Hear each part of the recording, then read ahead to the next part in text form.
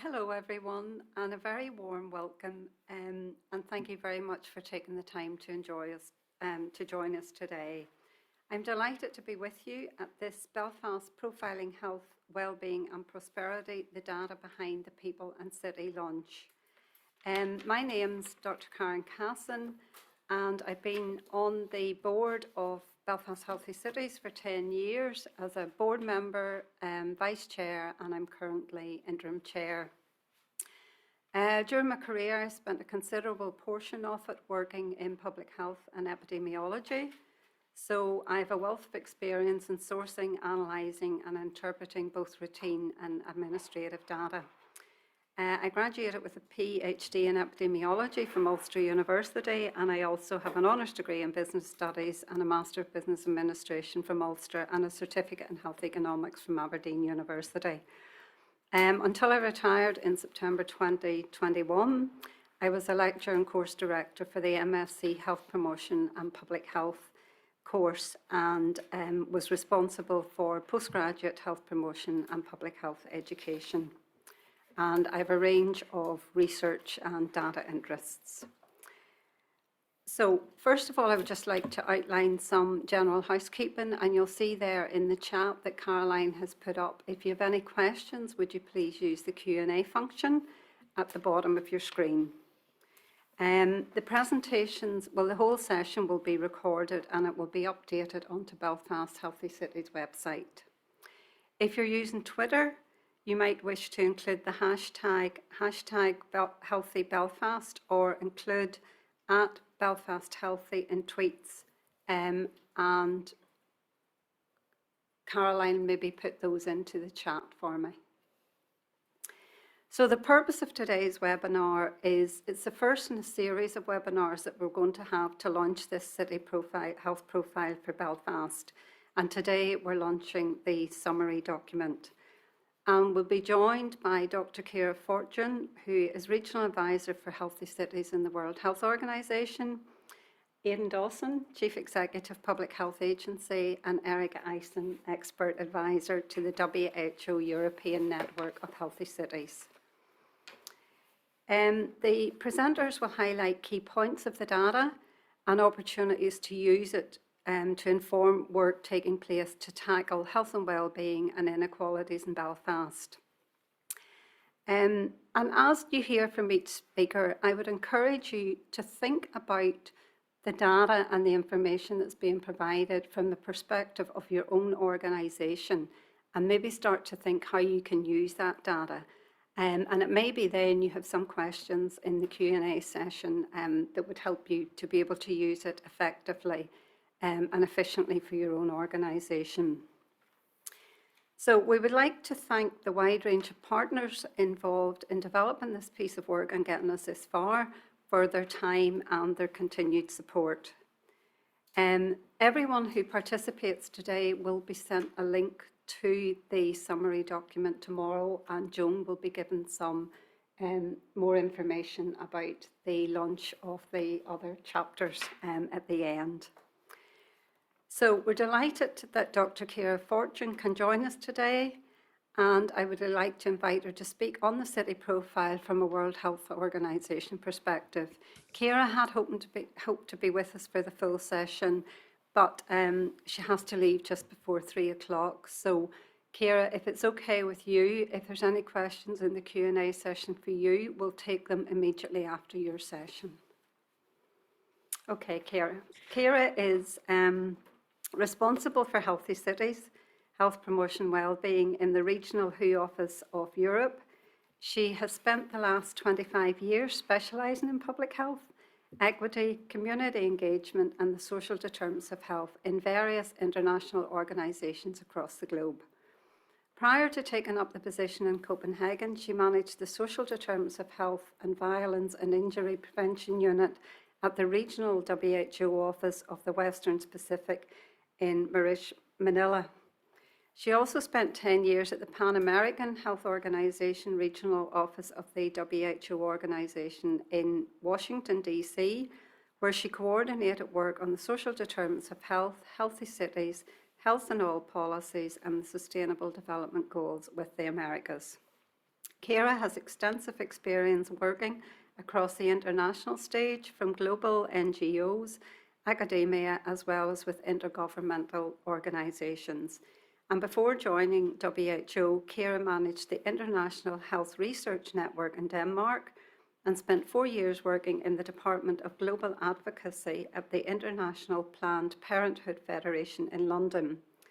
Ciara has also worked for 3 years with UNICEF in Tasmania, where she was responsible for the programme on prevention of mother-to-child transmission of HIV.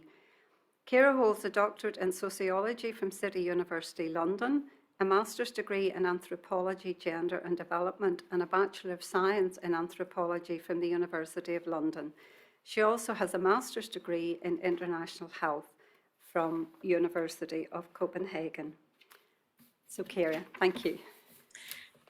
Thank you very much, Chair, for that very kind introduction, and good afternoon, colleagues. It is indeed a pleasure for me to be here at this very, very important launch of the Healthy Cities Profile Summary document.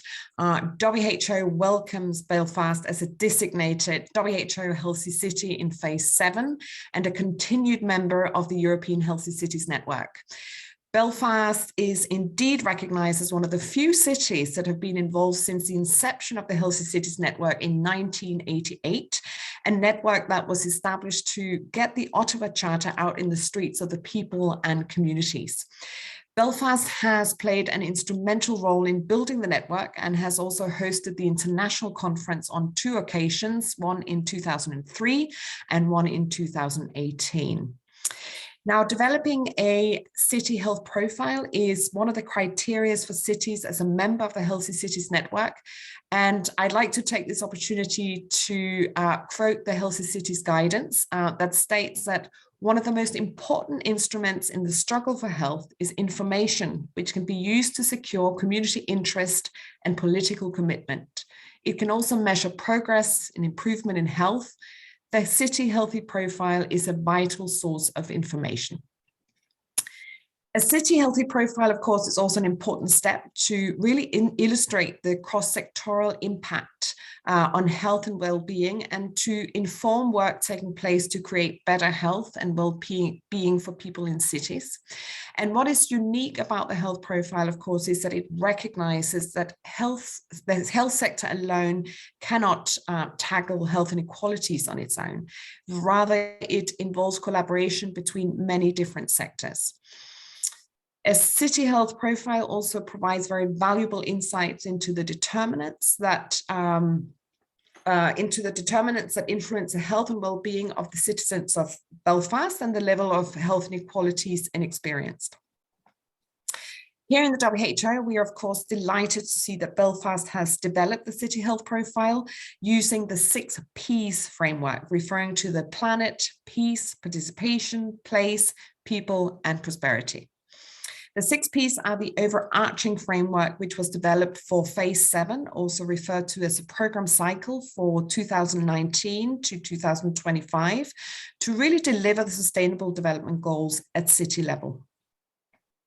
The priorities for health and well-being and reducing inequalities in a city are considered through the Phase 7 themes, namely that of people, place, participation, prosperity, peace, and planet. And WHO recognizes the continued support of Belfast to the work of the WHO Healthy Cities Network. And we, of course, feel very privileged to have worked with the City of Belfast from the very inception of the Healthy Cities Network. So I take this opportunity to congratulate you on the launch of the Healthy City Profile Summary document, but also for your overall very valuable contribution to the Healthy Cities Network. And with that, Chair, I thank you.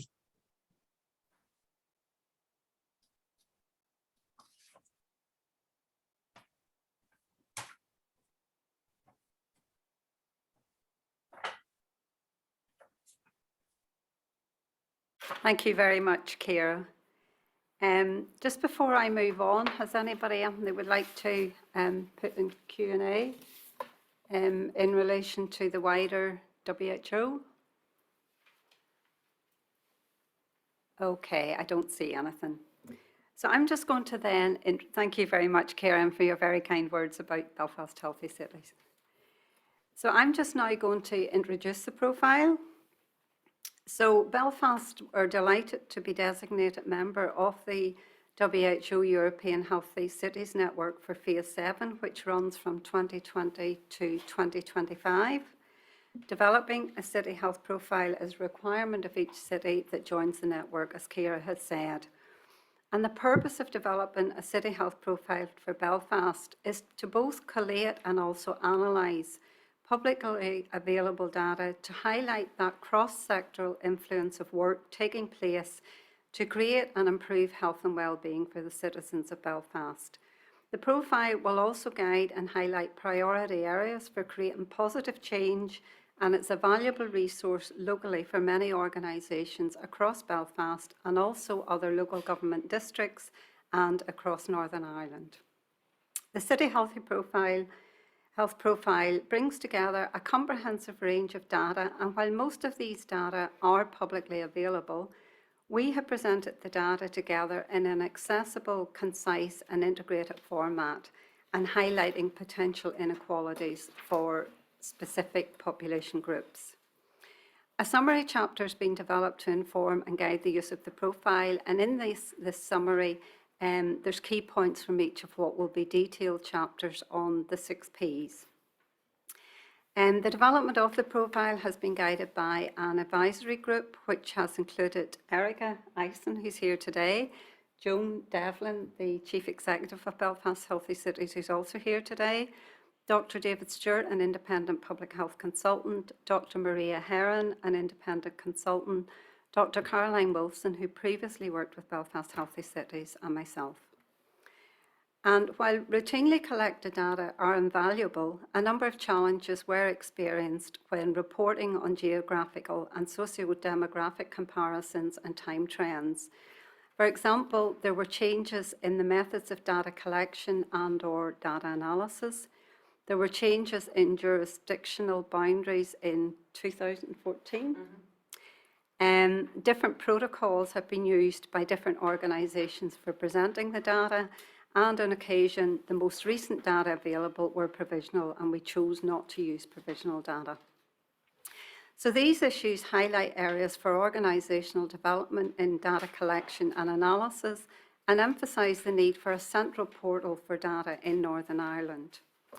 For some of the indicators, we could only obtain data at Northern Ireland level rather than Belfast level. So that has led to a reliance for some indicators of an indication of what's happening in Belfast. And some data illustrating inequalities were available at district electoral area rather than Belfast local government level. So these differences in geographic areas across data resulted in further complexities on the inequalities picture.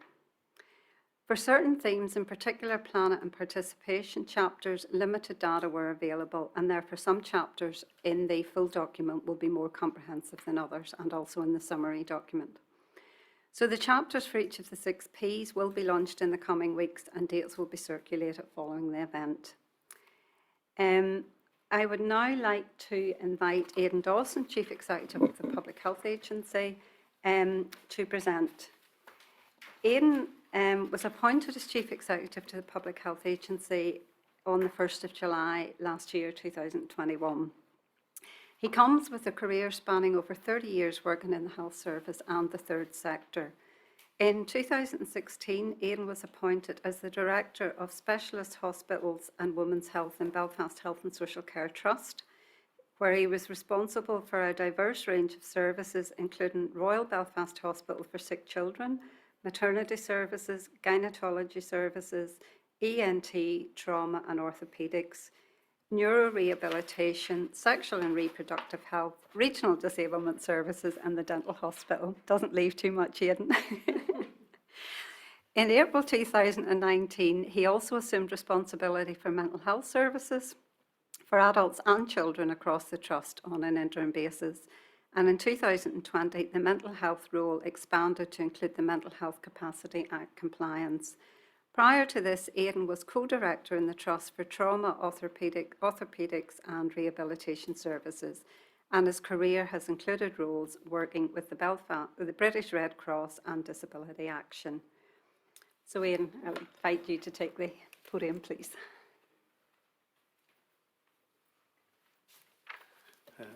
Can I thank you for that sort of very warm introduction? And one of the things that isn't included in my CV to date is a background in public health, which many of you will probably have spotted that.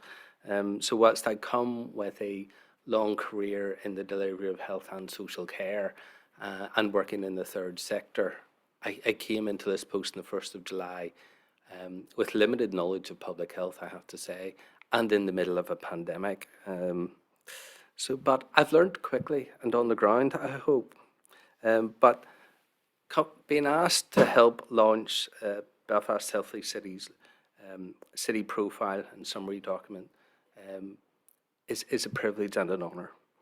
The profile is going to be an invaluable resource for statutory organisations involved in health and social care, but also non-statutory organisations, citizens, and in short, anyone concerned with building a more physically and mentally healthy community across Belfast.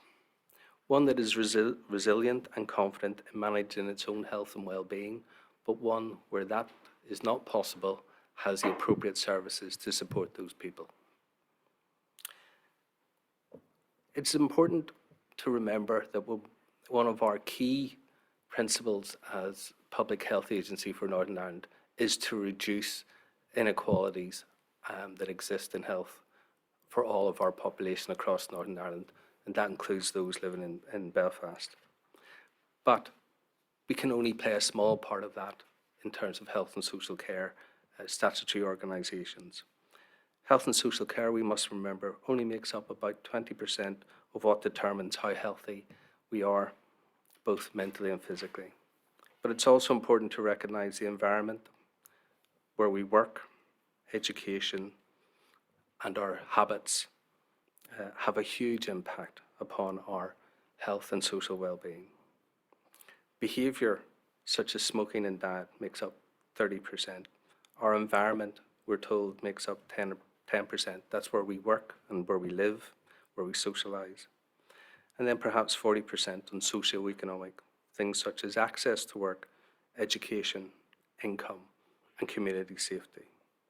And when we put it together like that, we can see that we all have a responsibility, not just in health and social care, but our partners, our political partners, our other statutory organisations such as the City Council, the police force, education authorities, etc., all have a role in building a healthy and happy community across Belfast. 6 Ps, as outlined in this document, are essential. People, place, participation, prosperity, peace, and planet all impact upon our health, physical health, and social well-being. But dividing them into those 6 sections allows us to have a focus, allows us to systematically outline where our inequalities are and perhaps consider jointly how we might address them. Therefore, to have this comprehensive assessment in one place is invaluable. It reveals many of the inequalities that exist for our citizens across Belfast and Northern Ireland. And one of those big inequalities that we look at, probably the headline one, is between the least deprived areas and our most deprived areas, that the life expectancy for women has a differential of 15 years approximately, and for men 13 years. And through the pandemic, which I mentioned at the very start, we can see that for the first time in over 20 years, we can see a decrease in our life expectancy in both men and women. I think towards the end of 2020, it had decreased by 6 months in both men and women. So we can see that the pandemic, whilst it only lasting a few years, has had a significant impact. And it is incumbent on us now to try and restore the health of our nation and also begin once more to tackle those inequalities across Belfast. This document is really valuable to us because on the 30th of March, 31st of March this year, the Health and Social Care Board migrated into the Department of Health. And we are embarking on the development of a new planning model.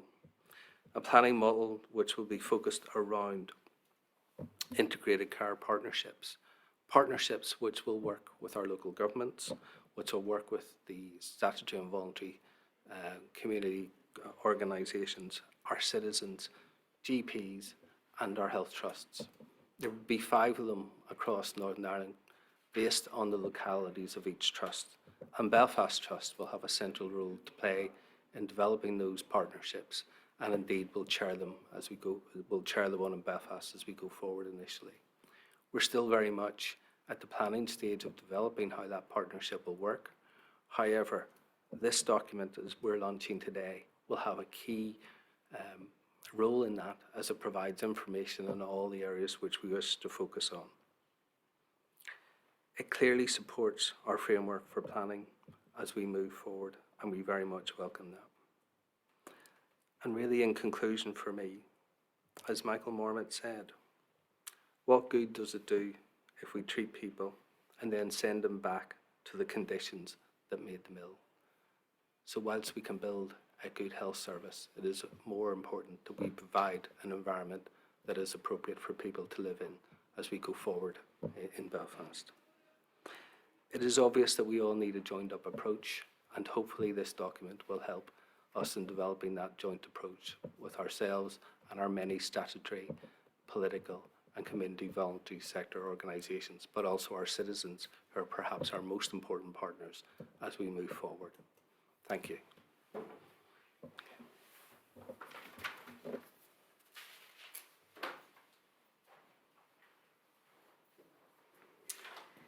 Thank you, Aidan. It's good to hear about the models and the structures and how we need to work in partnership. So I would now like to invite Eric Eisen, who is an expert advisor to Healthy Cities, to present. Erica has worked in the health sector for the last 30 years, working across the spectrum from acute care to public health. She now specialises in public health, but looks at the public health aspect of healthcare, as well as the protection and promotion of health for communities and populations. Her particular specialties include health impact assessment, or HIA, health and all policies, HIAP, and community consultation. Erica has been an expert advisor for various parts of the World Health Organization since 2003. She was made an honorary member of the Faculty of Public Health in 2005, and Erica has worked in Belfast since 2002, particularly with Belfast Healthy Cities, but also with Belfast City Council, the Northern Ireland Housing Executive, and the Public Health Agency. So Erica is no stranger to Northern Ireland. Thank you, Erica.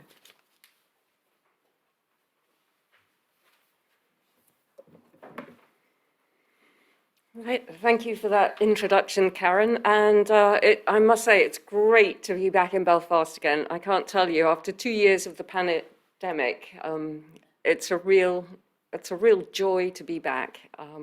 So I appreciate the crack, the food, and the invitation. So I'm tasked with giving you a presentation of key points from the summary document. As everyone else has explained, there are also individual chapters that have more detailed information in them. I've made a selection together with colleagues. What I'm going to present to you isn't everything in the summary document, but just giving you some of the highlights that occur within each of the individual chapters. So first of all, I'll start with people. People is the largest chapter in the profile, has the most indicators.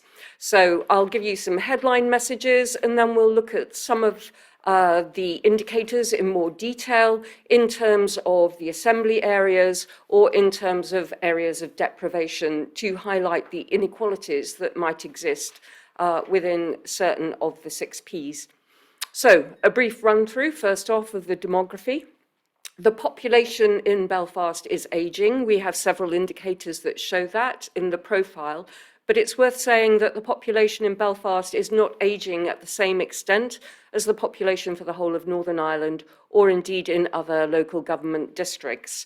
And in particular, Belfast has a large population of the younger working age 16 to 39-year-olds. And although Belfast has the highest proportion of live births for Northern Ireland's total, there are several indicators in the profile that show that fertility is low and it is decreasing. So in the absence of migration, Belfast is in a position where it won't reach the population replacement rate. So that's also worth bearing in mind. However, Belfast does have an increasing share of Northern Ireland's international migrants. And despite this, internal and external migration flows, when we take into account internal and external migration amongst all the LGDs, Belfast has the lowest. And although the population is projected to increase, this is only going to be a slight increase. So Belfast will have the second lowest population increase by 2028 of all the LGDs. On the other hand, Belfast does have the highest level of ethnic diversity when compared with either Northern Ireland or all the local government districts. So what are the main risk factors that we've looked at in the profile in terms of Belfast, as well as the uptake of preventive health services? Well, we have high rates of adults smoking cigarettes, of drinking, although that's a similar level to Northern Ireland. But one of the things that stands out is drinking above the recommended weekly limits. That's higher than it is in Northern Ireland, and also in Belfast's most deprived areas, there is a problem with drinking above the recommended weekly limits, which when we get onto other indicators that are looking at standardized admission rates, you'll see the admission due to alcohol-related causes is quite high.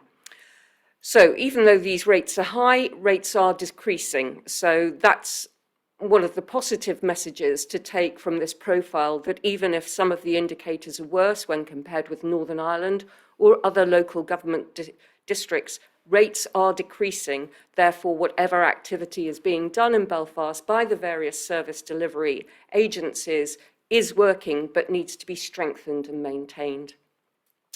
The uptake of cervical screening, breast screening and bowel cancer screening are lower than that in Northern Ireland, and they are the lowest among the health and social care trusts, which might also account for why there are high levels of avoidable deaths and early deaths from cancer. The one good note is that rates are increasing for the uptake of breast cancer screening. So, in terms of outcomes in Belfast, Aidan has already referred to this, but there is a problem with life expectancy, both in terms of life expectancy at birth and life expectancy at 6 years. For both men and women in Belfast, it's lower than that for Northern Ireland. The thing I'd like to point out here is an observation I made. I've gone through the data several times in putting these chapters together, but by about the fourth round going through the data, things really begin to stand out to you, and we'll look at this again as we go through each chapter. But looking at the life expectancy for men in Belfast North and Belfast West, for both of those assembly areas, life expectancy for men is less than 75 years. And in public health terms, that rates as an early death. So the average life expectancy for a man in either Belfast West or Belfast North is less than what we would consider a good length of life. And I think things that have come out of the profile like that are very sobering. So Belfast also has high rates of avoidable deaths, that's deaths that could have been avoided, and early deaths, those are deaths at less than 75 years. And the early deaths we looked at were from both circulatory disease and cancer, and they're higher than those in Northern Ireland, and they are the highest amongst the other 10 LGDs. Again, as I said, the positive about this is these rates are decreasing, even if they're higher than elsewhere. And when we go on to look at admission rates for alcohol-related causes, especially in men, and admission rates for drug-related causes, Again, these are relatively high, but the rates are decreasing. If we begin to look at the indicators that show us what the picture for mental health might be like in Belfast, then Belfast has an equal second highest mean score for levels of anxiety in the population. It has the equal highest prescription rate for mood and anxiety, and the third highest admission rate for self-harm. So mental health issues are obviously very high on the agenda when we're looking at ways to improve health in Belfast. And there is also the highest crude rate for deaths from intentional self-harm. So just a word of warning about that. It is a crude death rate. It's not standardized. So the comparisons are to be interpreted with caution. So if we want to look at what are some of the overall messages from the people chapter in terms of the indicators where there might be most concern, then overweight and obesity is increasing in both children and adults. There is decreasing uptake of cervical screening and bowel cancer screening, and that's important because if you remember, then we have early deaths from cancer, high rates of early deaths from cancer in Belfast, and there is an increasing prescription rate for mood and anxiety, particularly in women. In terms of people who are experiencing poorer outcomes, then we have men's health across a range of indicators, and I'll show you a table that illustrates this in a minute. The health of people in Belfast West and Belfast North, across a wide range of indicators, their health comes out the worst. People in Belfast's most deprived areas, and also there's quite a high rate of emergency admissions for women in Belfast East. So this table shows us the indicators for which people in the most deprived areas in Belfast have poorer outcomes. So life expectancy, both at births, at 65 years, the standardized death rates for avoidable and early deaths, standardized admission rates for alcohol and drug-related causes, prescription rate for mood and anxiety, self-harm, both admissions and death rates, and also the standardized admission rate for emergency admissions. And certainly the admission rate for emergency admissions, that tends to reflect levels of deprivation in that people who live in deprived areas tend not to get the access they need to primary care and often present at hospital at the front door. So in terms of the indicators, if we look within Belfast now and at those areas that I mentioned, West and North, where people tend to have poorer outcomes, so they're experiencing health inequalities, you can see from this table that both Belfast West and Belfast North have a range of indicators where they are doing a lot worse than people in either Belfast South and Belfast East.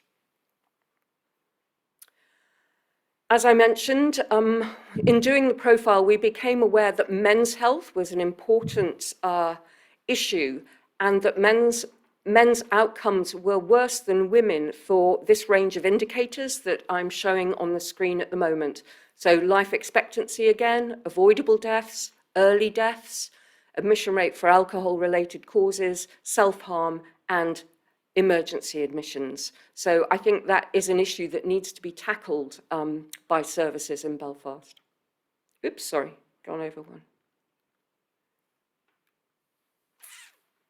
So here, looking at men's health, again, we see that Belfast West and Belfast North are the two assembly areas that have got the poorest outcomes when we're looking at men's health. So that table is just to underline the points I've made, that for a range of indicators, men's health is poor, but then when we look at the deprived areas, then men's health is even poorer in those geographical areas. Moving on to place now. There are two lots of indicators in place. One is transport related and the other is housing related. Transport-related indicators are more or less what you would expect for an urban area. The main modes of transport are active travel, walking and cycling, and public transport usage. And in fact, public transport usage in Belfast is the highest of all local government districts in Northern Ireland, both in terms of the frequency of use in terms of either every day or at least once a week. Belfast has the highest percentage of people who are satisfied with the provision of walking in the local area, but it's interesting that actually this is a decreasing trend. So even though it's the highest among the LGDs, this is decreasing. On the plus side, though, Belfast has the highest percentage of people who are likely to walk for short journeys. And then in terms of the importance of having a good public transport system, it's worth bearing in mind that Belfast has the lowest levels of journey by car, but the lowest levels of car ownership. So people in Belfast are dependent on good quality public transport, as well as good quality infrastructure for active travel. So those are both important needs. Moving on to place, we have a lot of indicators relating to housing.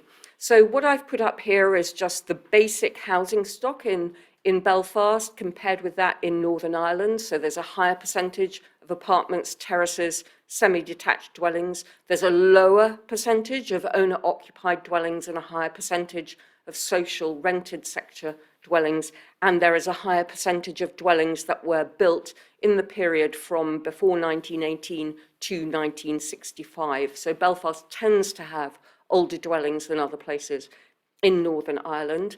In terms of housing conditions, it's a mixed picture. There's a higher percentage of dwellings with any form of disrepair, and there's a higher percentage of dwellings not meeting the decent home standard, but there's a lower percentage of dwellings deemed unfit and lower percentage of dwellings with a housing and health and safety rating system category 1 hazard in it. So it's a mixed picture about housing conditions. The one thing I'd like to point out here, because it then relates to issues under Planet, is that Belfast has higher ratings of domestic energy efficiency when compared with either Northern Ireland or other LGDs.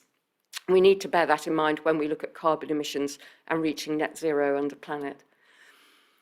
Okay, in terms of households, then there's a higher percentage of one-person households in Belfast, and again, that's very important when we start to look at homelessness and needs for dwellings, and there's a lower average household size in Belfast.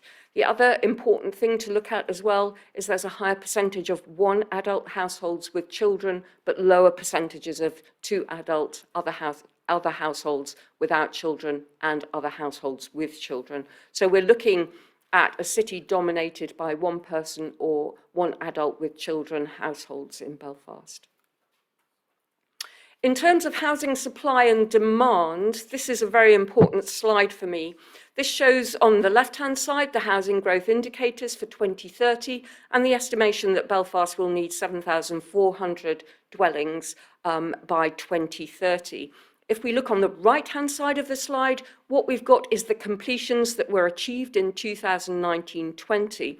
So what you'll see is that for the whole of Northern Ireland, just over 6,500 new dwellings were completed in the private sector. 469 of those were in Belfast.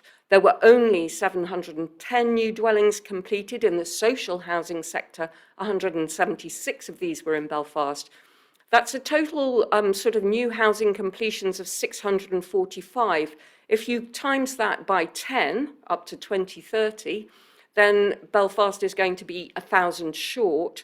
Also, please bear in mind that only 176 social sector dwellings were built. But then when we look at these indicators that are coming up, the social housing need in Belfast is actually very great. So we can start to look at this. This slide looks at housing-related benefits. So the percentage of households receiving a housing-related benefit, so that's either housing benefit or universal credit with a housing element. This was highest in Belfast among all the LGDs.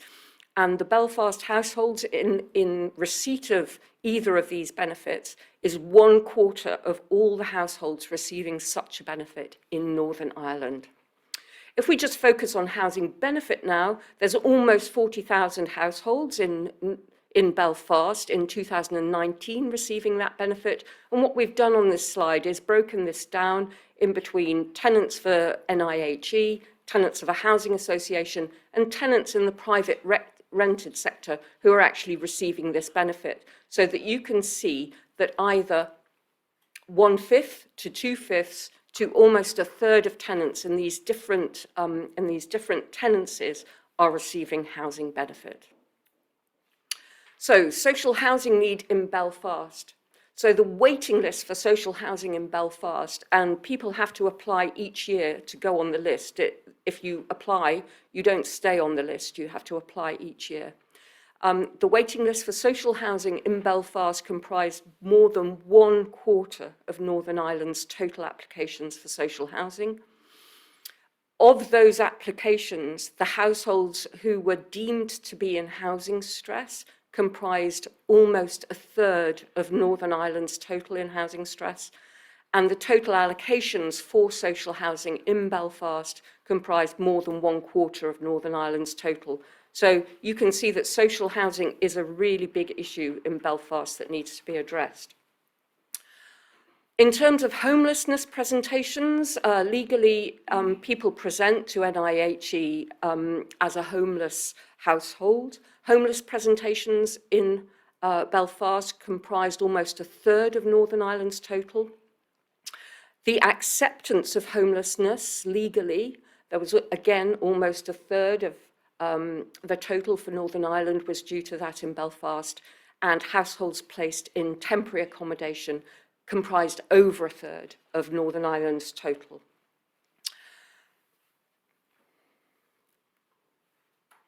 Moving on to participation, I'm afraid for this chapter there's very little data available for Belfast. So we've just got a couple of slides on this.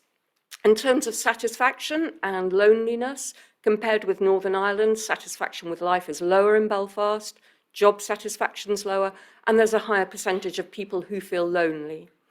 If we compare that with other LGDs or health and social care trusts, then again, Belfast has the lowest satisfaction with life, the highest percentage of people who feel lonely, so we're looking at a lot of social isolation there, and there's the lowest level of volunteering in the previous year. In terms of participation in sport, that's relatively low for Belfast. When we look at participation in sport at least once a week and in the previous year, it's not so bad, and I haven't quite worked out why this is, if you look at participation in the previous month. So I'm not sure what's happening with that data. In terms of public library usage, though, people in Belfast, there's a high usage of public libraries, which is good. Engagement in the arts, Belfast has lower levels of engagement in the arts, but again, visits to museums or science centres has higher levels of those. So in terms of participation, it's a mixed picture there.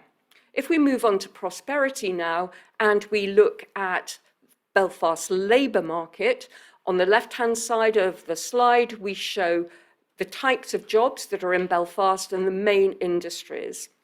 But what I'd like you to draw your attention to is on the right-hand side of the slide, where compared with Northern Ireland, Belfast has lower economic activity rate, a lower employment rate, but again, on the plus side, these are both increasing. There's a higher economic inactivity rate, but that's decreasing. There's a higher average claimant count, and this is quite interesting. There's a higher level of underemployment, and that means people who might be in part-time employment who want to do more work. So there's a higher level of underemployment in Belfast, which I think, again, could do with looking at. There's a lower percentage of the working age population with a degree level or below degree level qualification, and there's a higher percentage of the working age population with no qualification. I want to highlight this, the poverty and deprivation, because this links to what we've just looked at in terms of the labour market data. In Belfast, 1/5 of household income is from benefits and tax credits, and the proportion of weekly income from wages is decreasing. So those, I think, are quite startling. There's a relatively high level of food insecurity and poverty. There's a higher relative income poverty before housing costs, not only for all individuals, but for children. And gross disposable household income per head and gross weekly pay are also lower. So in terms of deprivation, Belfast has a higher percentage of Northern Ireland's 100 most deprived super output areas, the highest percentage of super output areas in Northern Ireland's 10% most deprived areas. And Belfast West, if you remember, one of the areas where there were poor outcomes under people, Belfast West is the most deprived parliamentary constituency in Northern Ireland. So again, looking at prosperity, we have poorer outcomes in Belfast West and North, people in the most deprived areas, and children who are living in relative income poverty. So I've given you the table here to show the types of occupation for the working age population in the different assembly areas, and I think this goes towards explaining why there may be low income in Belfast West and Belfast North.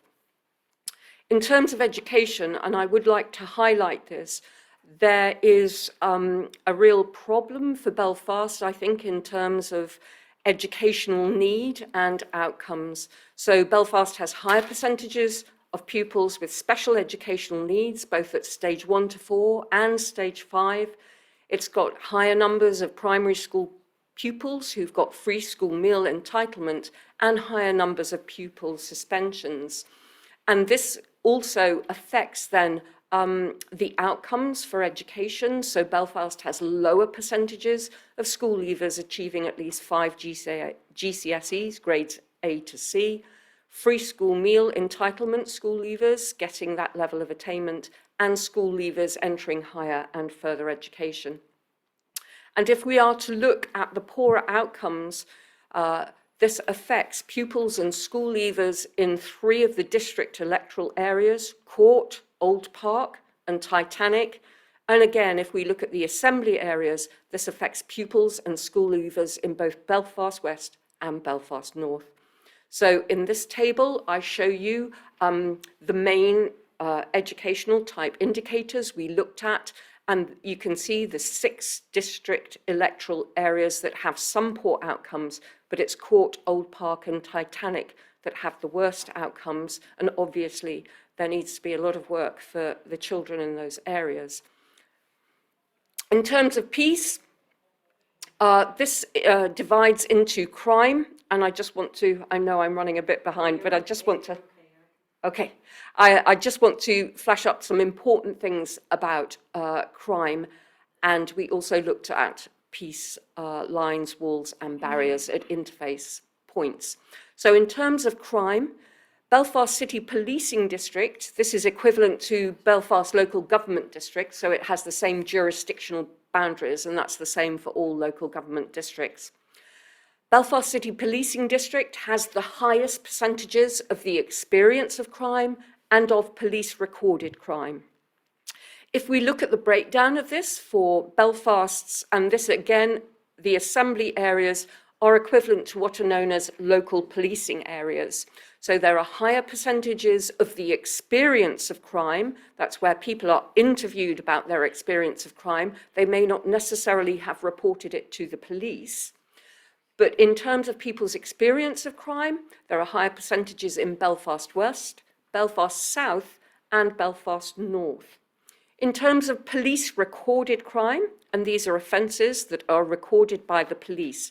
Now, this divides into incidents where somebody may report an incident to the police, but the police then have to record it as a crime before those incidents get into the data, if you see what I mean, which is why we also have the survey about the experience of crime. But in terms of police recorded crime, then Belfast North and Belfast West have higher rates of violence, criminal damage and arson, deliberate fires and antisocial behaviour incidents. Belfast North has higher rates of burglary, and Belfast South has higher rates of burglary and theft. If we move on now to domestic abuse and hate crimes, and the hate crimes that we've looked at here are racism, sectarianism and homophobia, what I'd like you to notice about this slide is that Belfast has highest or nearly the highest rates of incidents and recorded crimes for domestic abuse, racism, sectarianism and homophobia. but it has some of the lowest rates for outcomes. And what an outcome means is after the police have recorded a crime, then what outcome is there in terms of a sanction for the perpetrator? So you can see that Belfast has high rates of incidents and of recorded crimes, but relatively low outcome rates. So there's a gap there between the police recording a crime and then those crimes having some form of sanction at the end. And I think, again, this is an area that could be looked at in terms of inequalities. So what I've done here is show, again, the 4 assembly areas which translate into local policing areas and the various crimes within domestic abuse and the 3 hate crimes.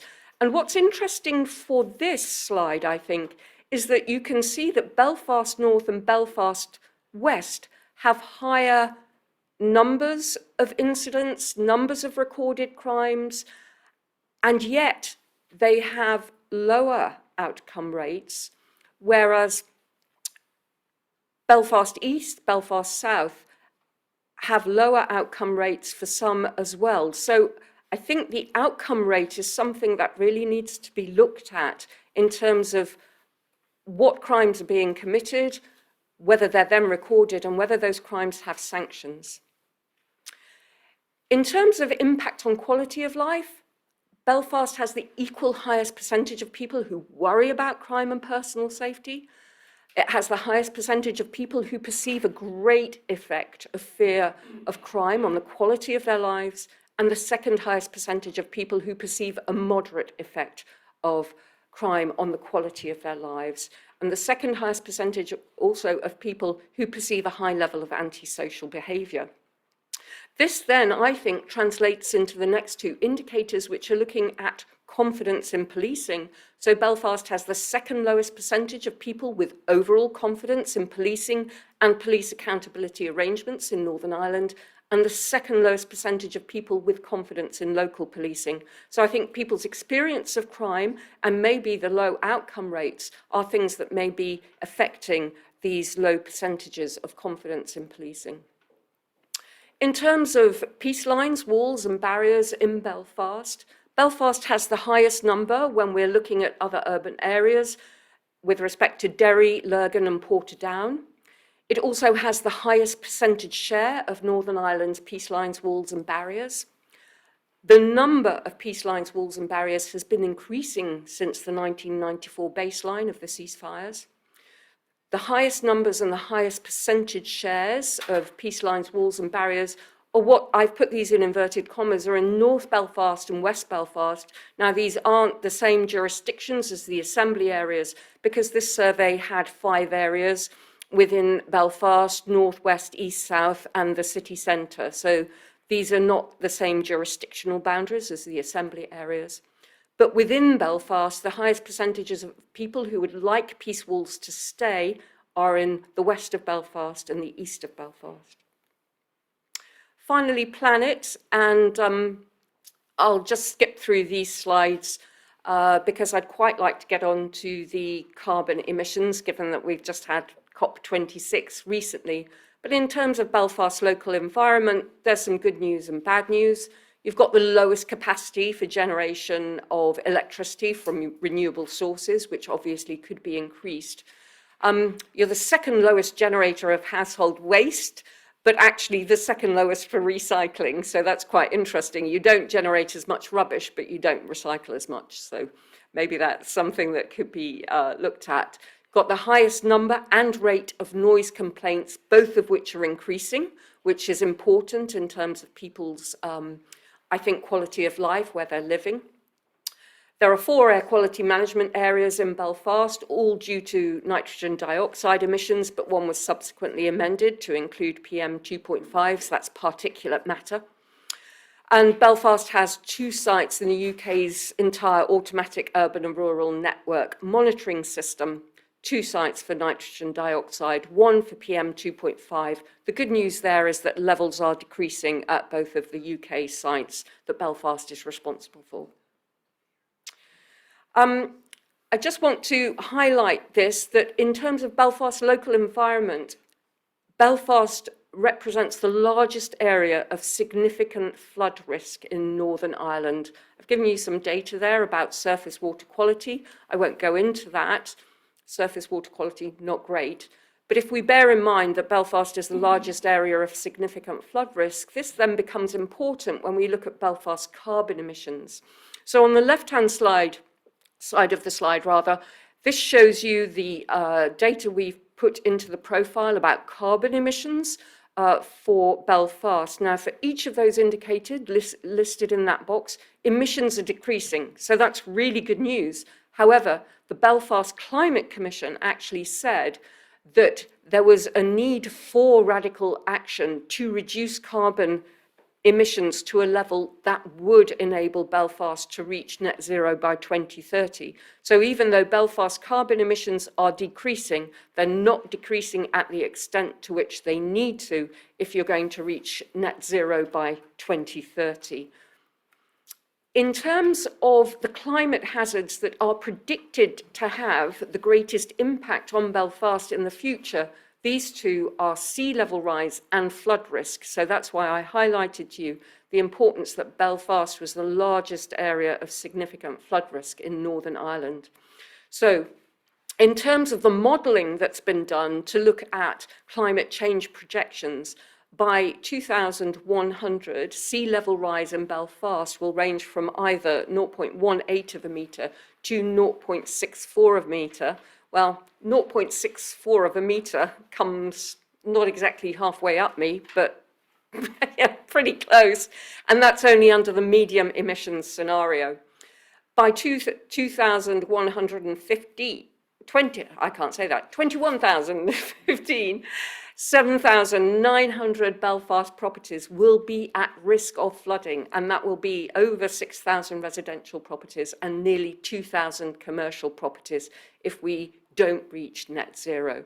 So I think those are quite sobering things to look at, given that Belfast is at greatest risk of flooding and sea level rise in terms of the climate change projections. And that's my quick run through of some of the data that you will find in the summary document. Thank you very much.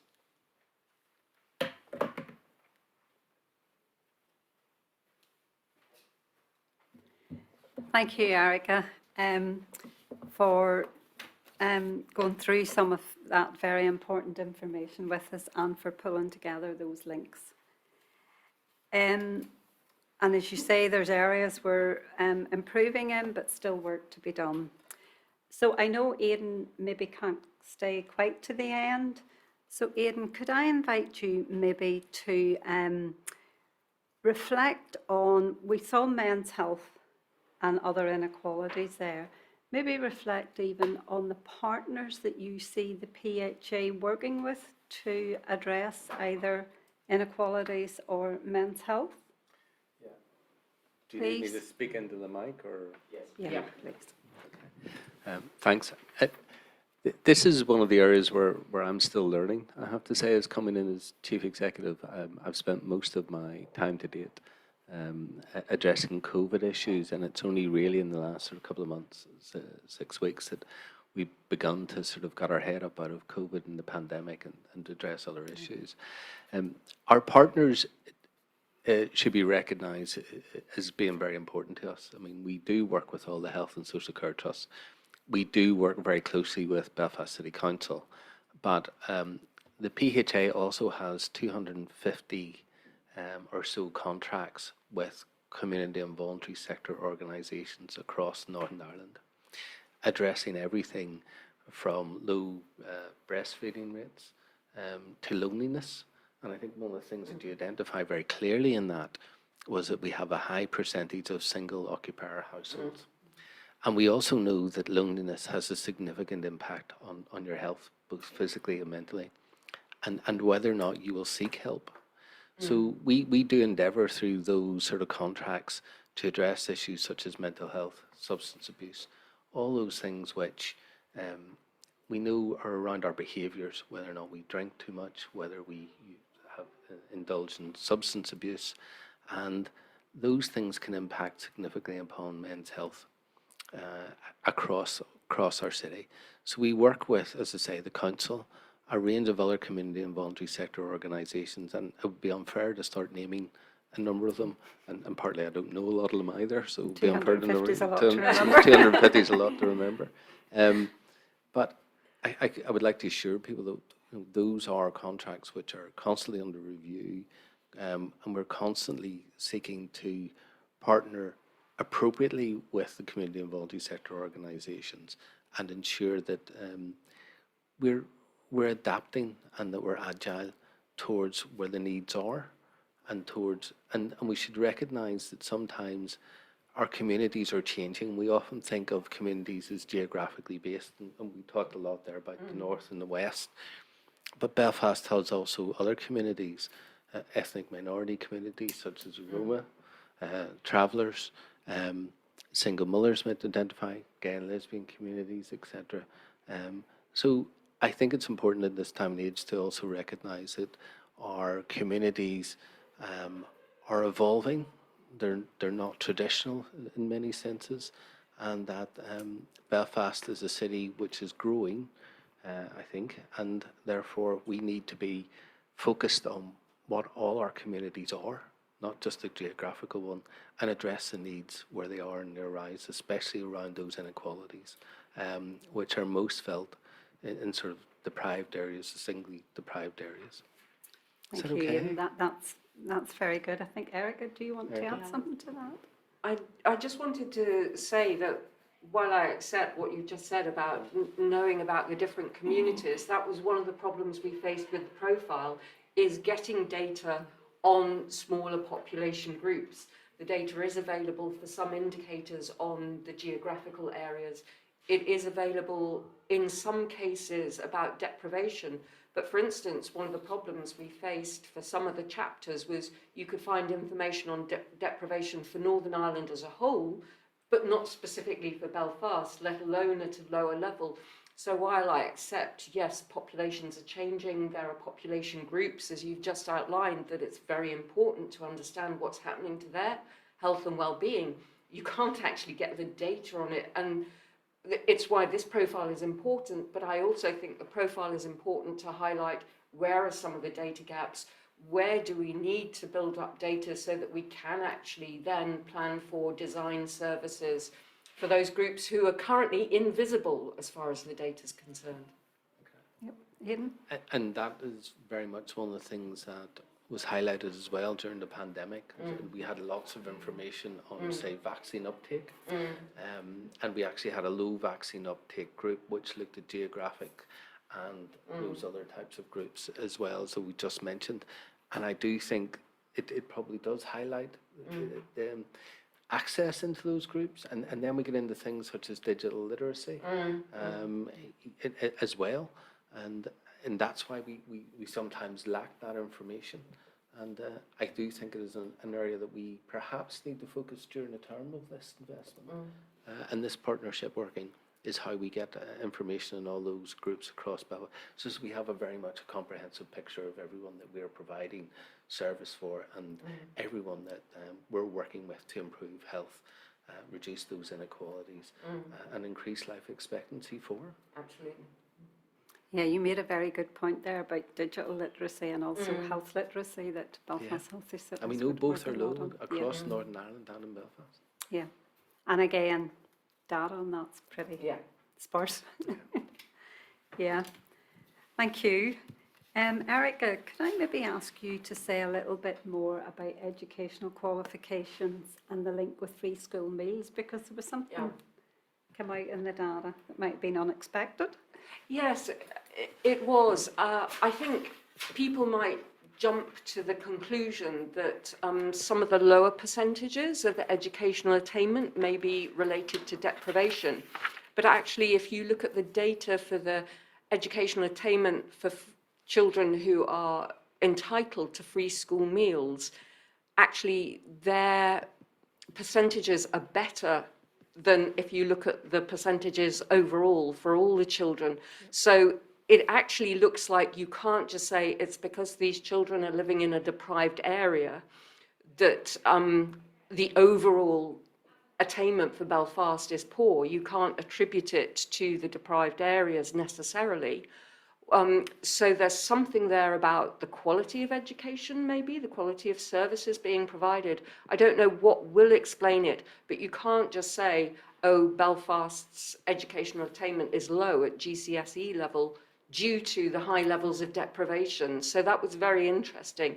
I mean, I can have hypotheses about why it's true, but there are some interesting observations you can make about this data now that it's all pulled together in one place that actually wouldn't necessarily have come to light, that I think are pause for thought, especially for people who are in the frontline organisations, you know, who know their populations really well. They will have ideas about why this is and therefore ways in which it can be addressed. And widened out maybe, to other areas. Yeah, you made a very good point. Sometimes it's too easy to just put everything down to deprivation. Absolutely. Because that's what the top line stats are usually saying when you look at them on their own. Maybe could I put you on the spot? You can try. And from a public health perspective, you had mentioned that Belfast's its greatest risk of flooding and the sea level rise. From a public health perspective, how can we start to address that? In terms of carbon emissions? In terms of carbon emissions. Okay, so one of the things that comes out of the data is that although Belfast's carbon emissions are decreasing, if you look within the overall footprint for Belfast, then there are two sectors that are taking up an increasing percentage share, and those are domestic emissions and transport emissions.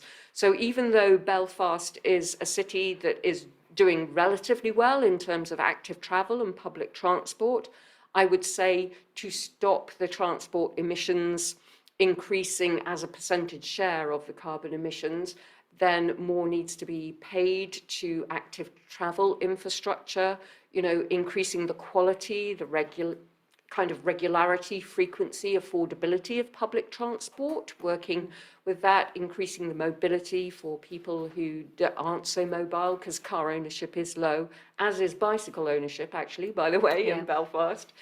The other thing I would say is, again, although Belfast has the best data as far as energy efficiency of its domestic sector, it has the best energy efficiency of all the LGDs, and it's better than Northern Ireland because domestic emissions are increasing, again, improving the energy efficiency of the buildings even more. Now, that might be difficult because as we looked at, you know, Belfast dwellings are older. They tend to be older than other places in Northern Ireland. So it's a difficulty, but to bring carbon emissions down further, then I think public health working with both transport and domestic energy efficiency would be a good place to start. Okay, thank you. I just see one question up here. What were average life expectancy for men and women in East Belfast? East Belfast, yes, hang on, I can give you the numbers. That's Lauren Sterling's asking that. East Belfast was, East Belfast I think was pretty good, not the highest was in South Belfast, but East Belfast was second for both men and women. Both men and women. Okay, and the actual data will be in the full It's chapters. in the full profile, Yeah. yes. I mean, I think off the top of my head, it was probably something like 77 to 78 for men and 81 to 82 for women. I mean, they're Very like impressed, Erica, out of me. There's over 100 indicators in Yeah, the thing. exactly, very impressed. But, you know, East Belfast comes out second. That's normally what happens in all of them. North and West are lower or lowest, and Belfast South normally comes out best, with Belfast East second for most of those indicators in the people chapter. But they were above, I can say this, men and women were both above 75 in East Belfast, so it was men in North and West who were below that 75-year-old threshold, but around 77, 78 for men and around 80, 81 for women. Okay, Thank you. But they were to 2 decimal points, so I can't, Okay, well, no. can't say I can remember the decimal points. Good trends in health are to be welcomed, but are there any areas that really jump out at you and are needing a quick intervention? Quick intervention, wow. I don't mean quick and dirty, I mean immediate and, Right, so It'll work. definitely obesity. It's increasing in both overweight and obesity, so excess weight in both adults and children. And what's interesting is that girls at primary 1, there's a bigger gap between girls and boys when they're at primary 1, but by the time they get to year 8, boys have got almost the same percentage as girls. So there's obviously something happening for boys as well between primary 1 and year 8 that needs looking at, and girls earlier on, in early years, maybe something to do with girls. The other thing is that while rates of overweight and obesity are increasing in Belfast, they're decreasing in Northern Ireland overall. So there is a particular issue, I think, for Belfast on overweight and obesity. Prescription rate for mood and anxiety, particularly in women. I think that's another one, although prescription rate for mood and anxiety for men in Belfast North is also quite high, but women across the board. And I think that also ties in with the indicator we looked at, where the levels for the mean level of anxiety in Belfast is higher than that in Northern Ireland and one of the highest among health and social care trusts. So I think overweight, obesity, mood, anxiety, those mental health issues. And if I was in the public health agency, I'd also be a bit worried about the decreasing rates for cancer screening uptake, especially as cancer early deaths from cancer is pretty high for Belfast. So, the corollary of that is people aren't turning up for their screening, so it's not being caught early enough. There's one thing that worries me that I'd like somebody to look into in terms of the data, and I don't know why it's happening, but the emergency admissions rate is not as high as I would assume it would be for the levels of deprivation in Belfast. And what makes me worry about that is, does that mean that people aren't even accessing health services through emergency admissions? That there's unmet need out there that isn't seeing any kind of service? That I don't know. I mean, that's my hypothesis, but that's one thing. You would know better than me, but community pharmacies in Belfast deliver quite a lot of services, don't they? Which may be preventing those. It's just, a suggestion. We work very closely each year with our pharmacies and publicising what services can be directly accessed from them, but also pharmacists are a great source of advice for individuals, and quite often that's not utilised to the extent it probably should be. And one of the other things I would say is, a couple of things that you mentioned there, and cancer screening is very much on our radar at the minute, especially the need to return to pre-pandemic levels for that. And so that is high up our list at the minute. And we have done work. Yesterday I spent time with TransLink and City Council and Sustrans around active travel in June. And we have a promotion around that coming up. And recently attended a school regarding sort of walking and cycling to work. And again, that sort of childhood obesity is very much a focus, because the importance of getting health right for our young people will sustain them into their adulthood. Absolutely. And that's why there needs to be a sustained focus on those young people. And really interested to hear what you said about school meals and attainment as well, because education is a real important factor in terms of how you will do in later life. Absolutely. The thing I'd like to point out as well, that's, having looked at the data several times, is that food poverty or food insecurity is very high in Belfast. And while I accept that some of the overweight, obesity, excess weight issue can be addressed by physical activity. I also wonder if it's linked to food insecurity, food poverty, in that people are forced to buy cheap, high-fat food because, as we've already shown, you know, income is relatively low in Belfast. Therefore, people are ingesting higher fat foods. So it may not just be an issue of physical activity. I think we also need to take into account the levels of food insecurity and food poverty that people in Belfast are facing. And quite a lot of our schools do things like sort of breakfast clubs, etc., to ensure that children have access to good food, because how they eat and feel hungry during the day quite often has an impact upon their attention rates. Yeah. And of course that will have an impact upon their education and their attainment in a later life. So that's for food, health, exercise and diet are all linked together. And again, then you have education, and our schools are really an important hub for getting all of those messages across as key partners. Thank you. Just one final question for Erica from Orla Barron.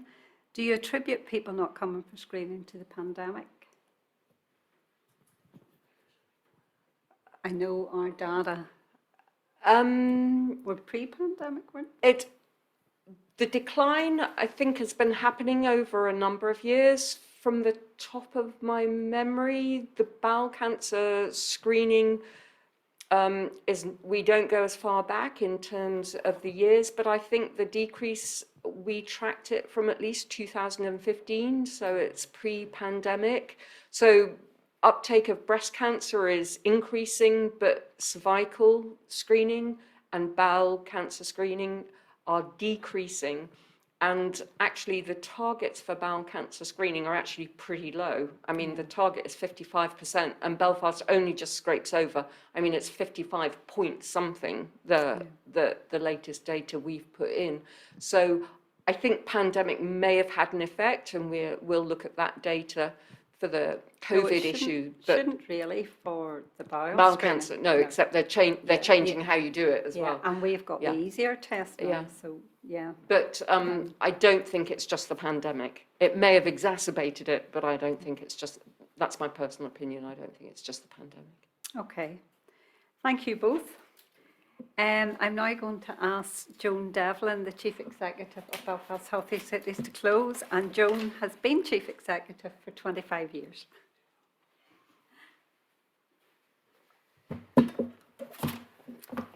Good afternoon, everyone, and I think you'll agree, those of you who've been able to stay with us, it has really been a really informative session.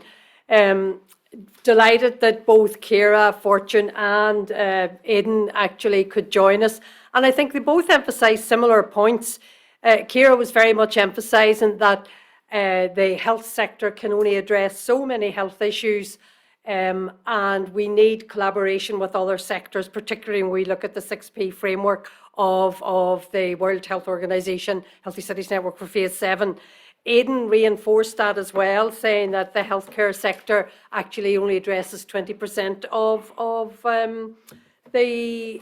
some of the issues that have an impact on health. And I think the question and answer session there, the discussion around obesity, clearly demonstrates the need for collaboration to reduce levels of obesity and look at the wider, very often I think we look at some of these issues with a very silo mentality, but if you look at obesity, it's around physical activity, it's around poverty, it's around food poverty, and it's around the quality of food and people's access to food, and that also links to the issue of transport, active travel. So a lot of these issues actually, it is about having that collaboration and that joint effort across sectors to make sure we address them. So a very warm thanks to Aidan for joining us this afternoon. And then, I think Erica has highlighted, I'm not going to through some of the issues that Erica highlighted, but the big issues there are around mental health, and Erica's identified some of the end prescription rates. And also, I think we do have to consider some of the data that actually isn't available. We have a real gap in data in terms of some of the issues around planet and some of the issues around place as well. But I would like to finish by sincerely thanking Aidan and Ciara for joining us, And also a very sincere thanks to Eric Eisen, the author of the document, who has worked with us for a long number of years, but the work that has gone into this summary document, but also the people, also each of the individual chapters. I mean, for example, I think in full we have over 100 indicators, and as Aidan has said, it will be an invaluable resource in terms of that joined up planning for looking at some of the health issues. So sincere thanks to Erica, but also to the interim chair, Karen Casson, who has done extensive work with the profile as well, who is an expert in her field, but who also has examined some of the data and supported Erica in bringing together the chapters.